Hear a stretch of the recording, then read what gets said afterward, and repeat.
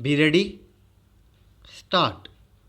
The directive principles of state policy of India are the guidelines or 15 principles given to the federal institutes governing the state of India to be kept in citation while framing laws and policies.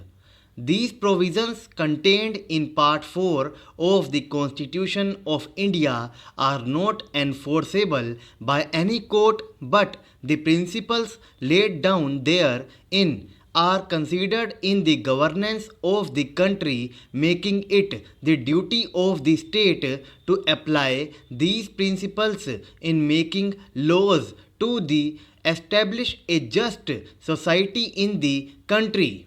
The principles have been inspired by the directive principles given in the Constitution of Ireland, which are related to social justice, economic welfare, foreign policy, and legal and administrative matters.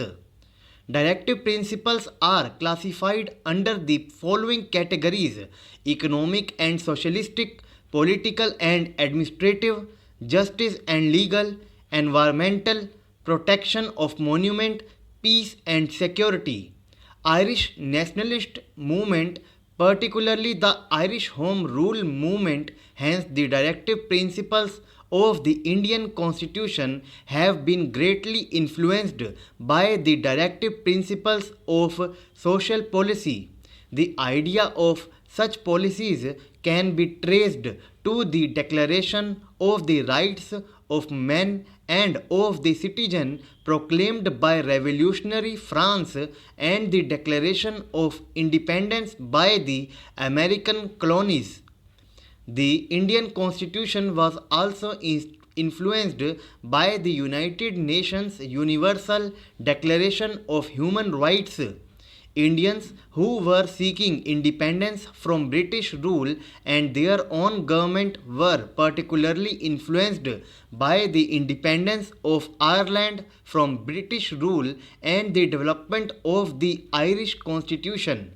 Also, the directive principles of state policy in the Irish Constitution were looked upon by the people of India as an inspiration for the independent India's government to comprehensively tackle complex social and economic challenges across a vast, diverse nation and population.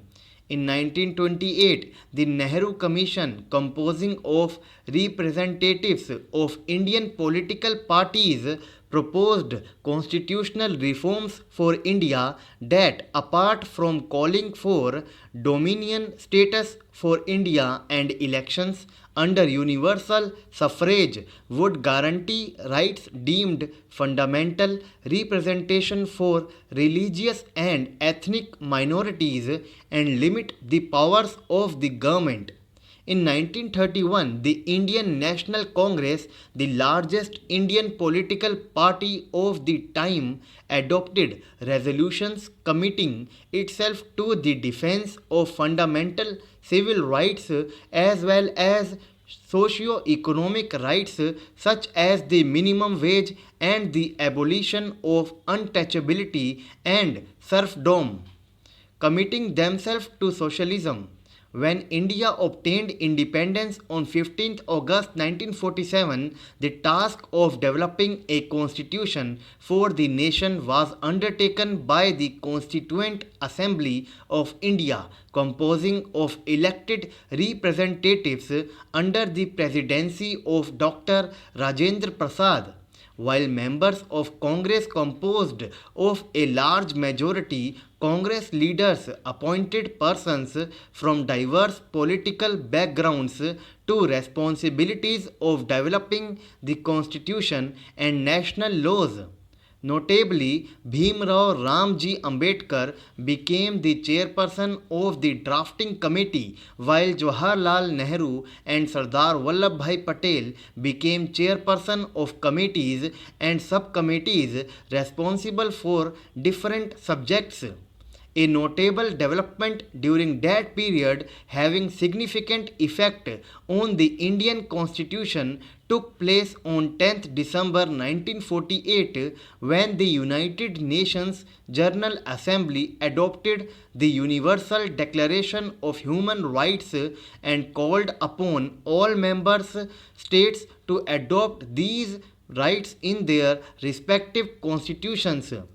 Both the fundamental rights and the directive principles of state policy were included in the draft constitution. The draft constitution and the final draft constitution prepared by the drafting committee